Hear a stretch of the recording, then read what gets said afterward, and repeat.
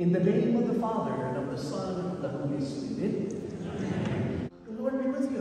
And with your spirit. Reading from the Holy Gospel according to John.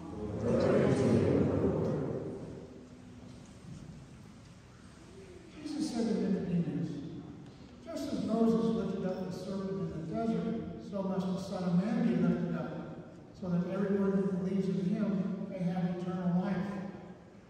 For God so loved the world that he gave his only Son, so that everyone who believes in him might not perish, but might have eternal life. For God did not send his Son into the world to condemn the world, but that the world might be saved through him.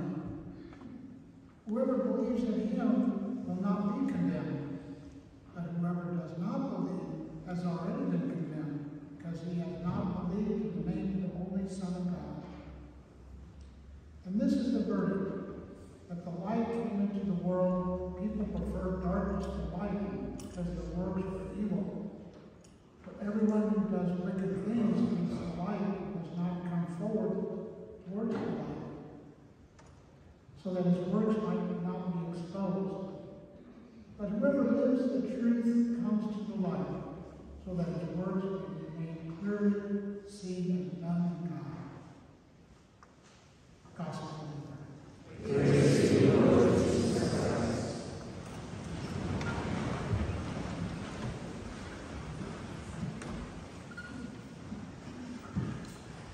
In the name of the Father, and of the Son, and of the Holy Spirit. Amen.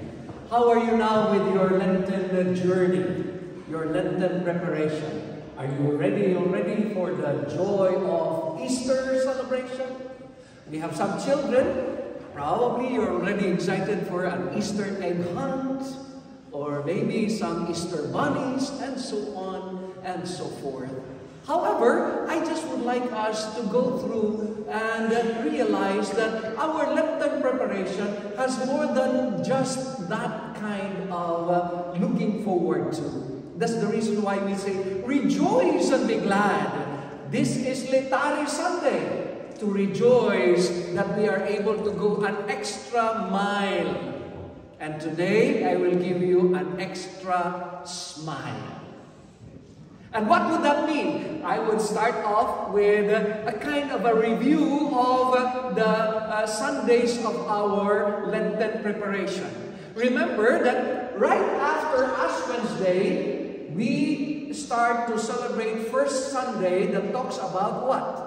Would you remember the gospel reading? The first Sunday talks about the T, the temptation of Jesus. The temptation's message was no other than just like you, just like me, Jesus was tempted. But the essence is in our Lenten preparation, we make a difference. Just like Jesus, we overcome temptation. Are you able to? Well, sometimes we are so weak. But if you think you've gone the wrong direction, don't worry. God allows U-turns in your life. And we get back to the Lord, especially through the sacrament of reconciliation. The words "I'm sorry" leads us to a kind of a change of heart, which we call metanoia, we call conversion. Then the other Sunday, the second Sunday, we talk about another letter T. That's the season of Lent, which leads us to what? Remember? The story about the T, the transfiguration of Jesus, where he was transfigured. But for us, we don't need to be transfigured because each one has a different figure unless you go to your doctor and your surgeon to change your figures after all. But the season of Lent, we go level up, and instead of thinking of transfiguration, we talk about transformation. That involves our soul, that involves our heart, that involves our whole being. And through the gift of transformation, in the story of the transfiguration, God in the heavens tells each and every one of us, "Behold, this is my beloved Son. Listen to Him."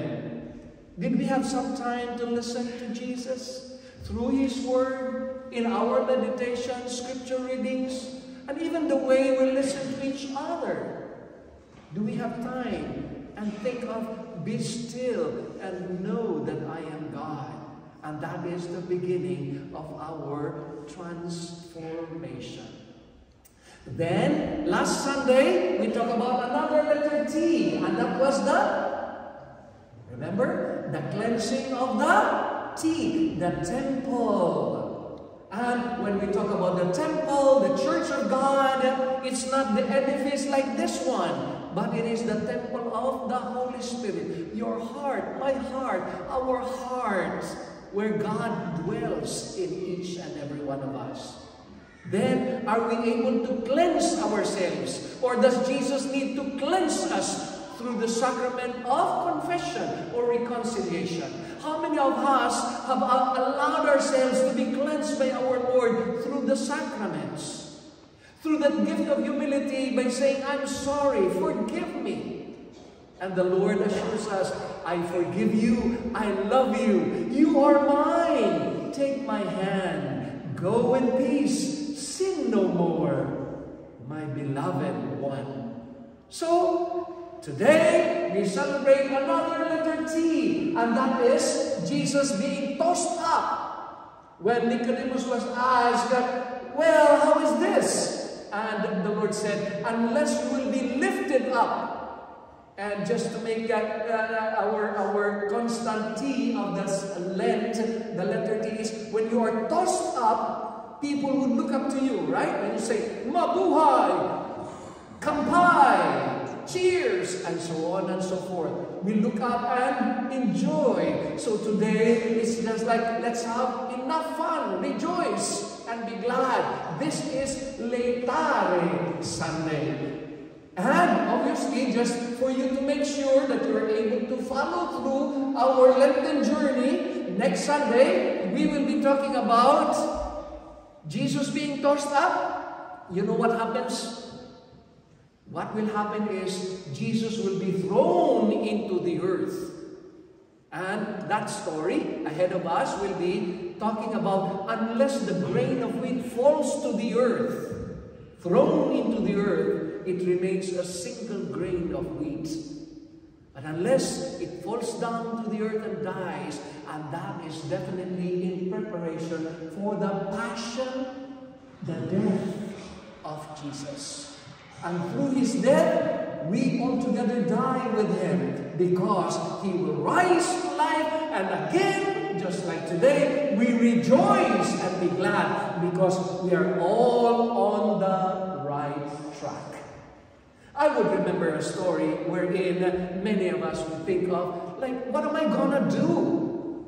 Remember, I have given you a kind of simple discipline for this season of Lent. It's always, I owe you. When somebody lends you, you will end up not only saying thank you, but you will promise, I owe you. Therefore, I have to give back something. And that is give in to the Lord. And that is the discipline of prayer life. When the Lord reminds us, work as if everything depends on you, but pray as if everything depends on God. Oh, give out. And that is the joy of generosity, almsgiving. The discipline will only be done unless you are able to be grateful to the Lord, unless you are able to thank the Lord, to acknowledge that our life is a gift, and what we make of our life is our act of gratitude. That will never ever happen unless you have your thanksgiving in your heart. And last but not least, I owe you. Give up. What will you give up? Chocolates, smoking, casino, gambling, or whatever. But the most important thing is we give up sin. We give up pride. We give up greed. We give up resentment, and so on and so forth. That the Lord will open our hearts and our minds. But unless we are very much preoccupied with the things of this world, our attachments would not lead us all the way to find our freedom. and enjoy the celebration of Lent, and that is the celebration of, obviously, Easter, the joy of our resurrection. Again, let me talk about, there was an old story about a native man who usually goes on a canoe and goes to the city in order to buy food and whatever. And so what happened, it was his salary time, and he was so happy. He said, okay, I'm going to buy this, I'm going to buy that, and get some booze and enjoy drinking that night. And believe it or not, he went all the way through the river and went all the way to the city. While he approached the city, obviously, before he gets out, he has to tie his canoe. Otherwise, the river will let the canoe go somewhere else, right? So it's like the present time we have the anchor, but during those times they only have to tie their canoe to the tree, then go to the city and buy some food. And you know, he was enjoying because he has a lot of money. He worked so hard and he bought things for the family. And lo and behold, he had sometimes said, I still have enough time. And so he went to the bar and had some booze and drank. And while he was enjoying, he forgot that it was already dark. And so he has to go home. And so immediately, with all the things, he went all the way to his canoe and started rowing and rowing and rowing and rowing. He got so tired. And lo and behold, he slept in the canoe. And early that morning, he came to realize that he was still in the same place. He was not at home. What do you think was the reason why? He was not able to untie the canoe. So he was just striving and striving, not knowing, because it was so dark. How is your Lent? Are you still tied up? Are you on the right track? Well, that is how we begin to rejoice. Put a smile, an invitation of God's message for each and every one of us. To give you an extra smile, let me ask you, anybody who would like to lend me, because we're talking about Lent, can you lend me your credit card? And I need a platinum one. Can you lend me a card? Don't worry, I'm just gonna buy maybe a Rolls Royce or Rolex or an LV bag. What am I trying to drive at? Is there anyone? Just raise your hand if you want to lend me one. Nobody likes to? Come on. Wouldn't you trust me? I cannot do transactions while I'm saying the Mass.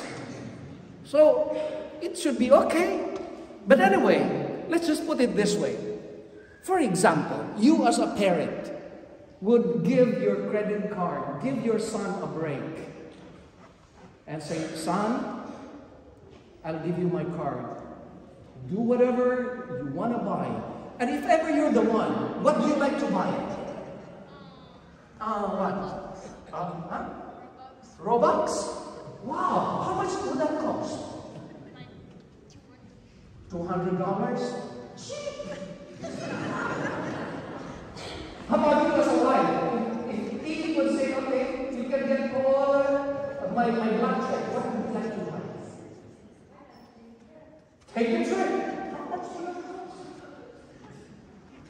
You just don't know. Well, I can ask each and every one of us, but my sermon wouldn't be finished. So let's just cut the whole story short and shouldn't say, well, a Robux would cost $200. Maybe something, a watch would cost so much, so on and so forth. Well, we have a price for each one. That's why we need a credit card for that. Correct? Don't worry about the payment. What am I trying to drive at? If a gadget, if a trip has a price, you can talk about figures. Can you ask yourself, how much are you if you are priced?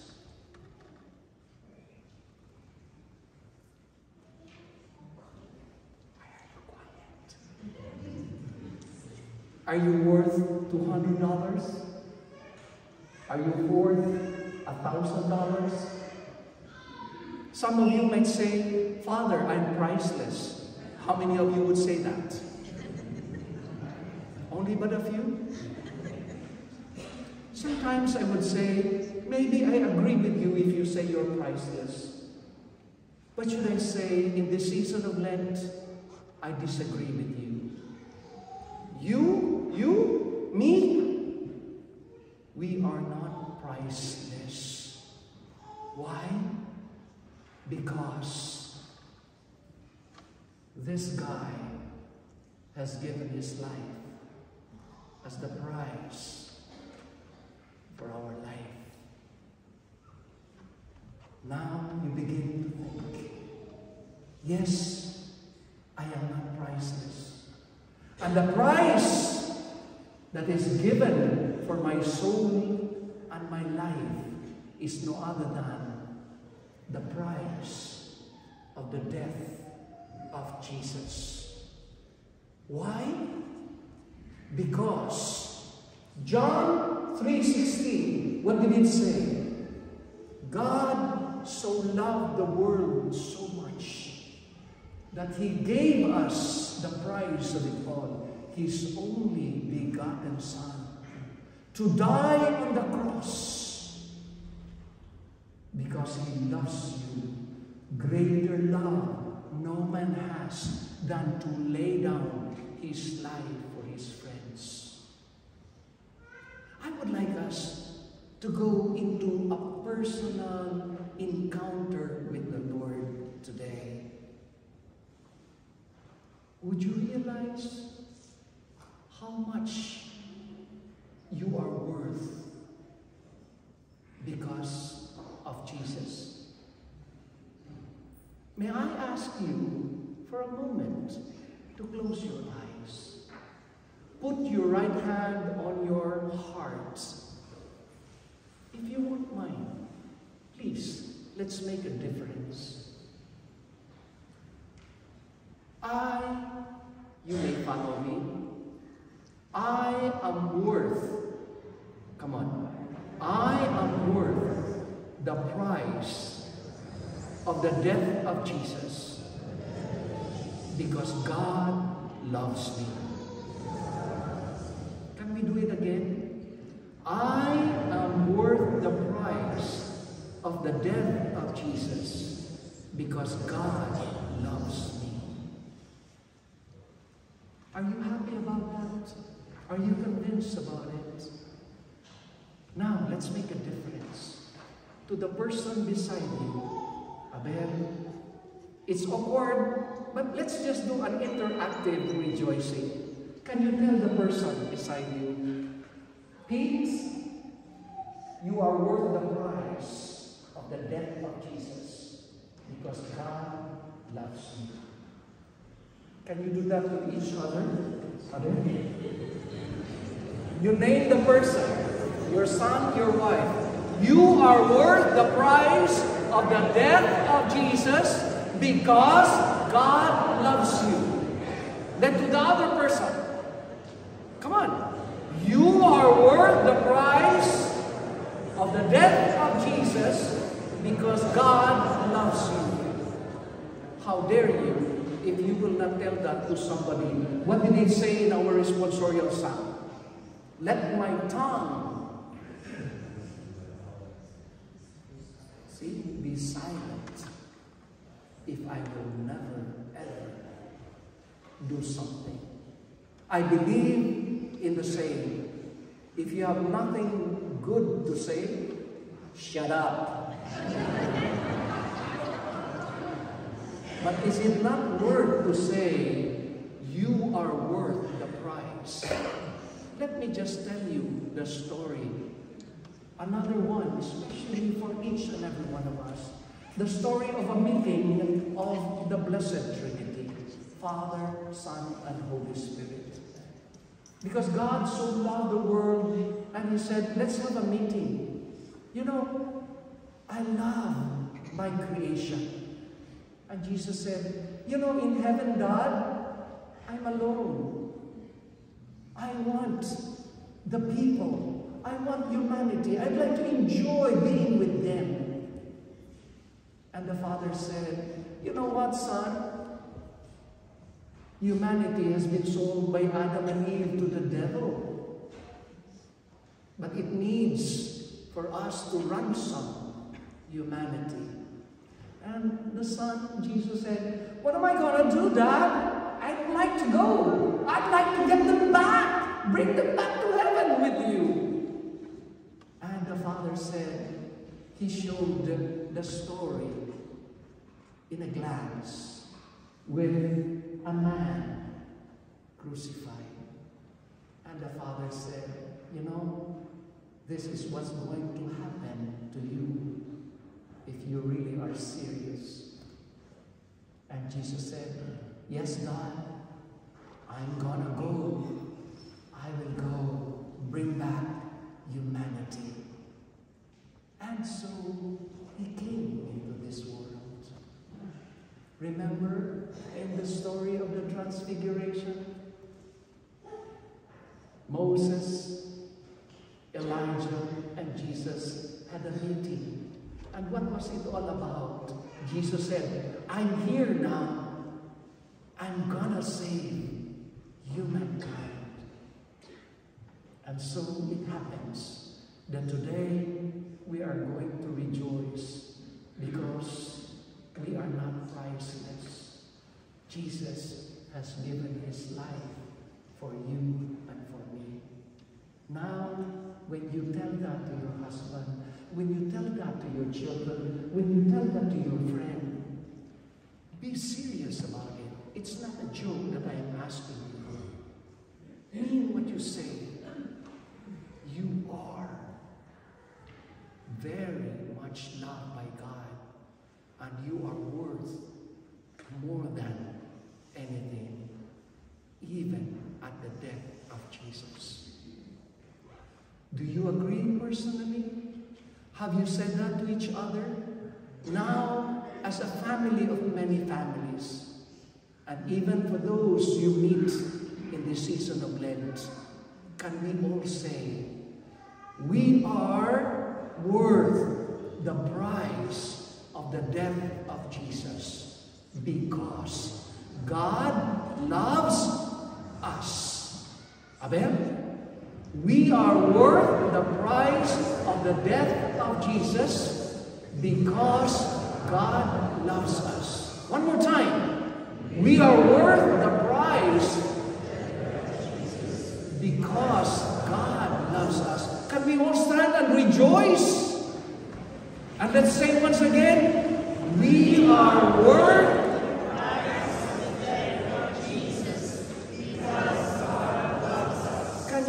each other's hands and reassure one another and say once again, we are worth the price of the death of Jesus because